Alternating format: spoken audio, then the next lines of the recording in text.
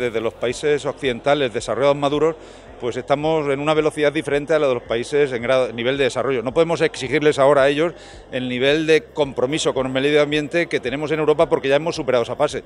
Ellos tienen que seguir creando empleo y formalidad en sus economías y eso no es tan fácil. La prioridad es esa, después vendrá la otra. Entonces hay que acompasar los ritmos para que todas las regiones del planeta puedan hacerlo de una manera adecuada a sus circunstancias. Pero es cierto, ¿no? La sostenibilidad, la protección de nuestro entorno es muy relevante, pero hay que dar espacio y sobre todo también garantizar que la supervisión no va a ahogar al desarrollo económico, tiene que ser una supervisión equilibrada que facilite el crecimiento y sobre todo que ayude a que la empresa privada pueda ser la principal líder de todo ese proceso. Yo creo que es un poco una veleidad estar tratando que nos pongamos la tercera cuando todavía pues en Honduras no han llegado al 10% de vacunación.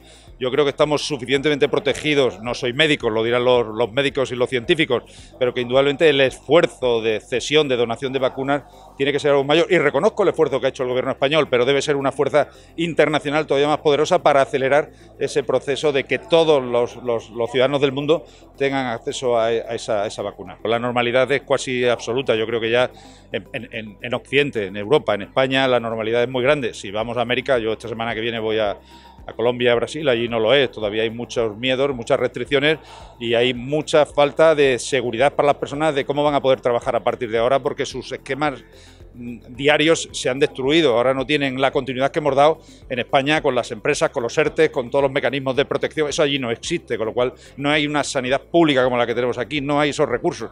Entonces, bueno, yo creo que hay que tener paciencia y sobre todo tener solidaridad para ayudarles a ellos. No solo existe, sino que se ha agrandado, claramente. No es una culpa del ser humano ni de nadie.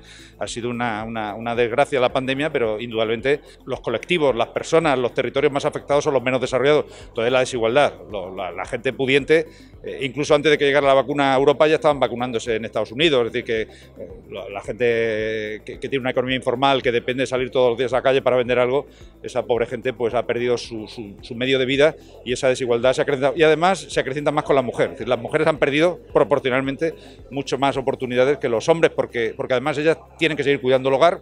Hay mucha desestructuración en América Latina de esos hogares y son, además de trabajadoras, pues las que sustentan el cuidado de los hijos y eso es muy grave. Hay que tener mucho más cuidado y apoyar mucho más al desarrollo social y laboral de la mujer en los países emergentes.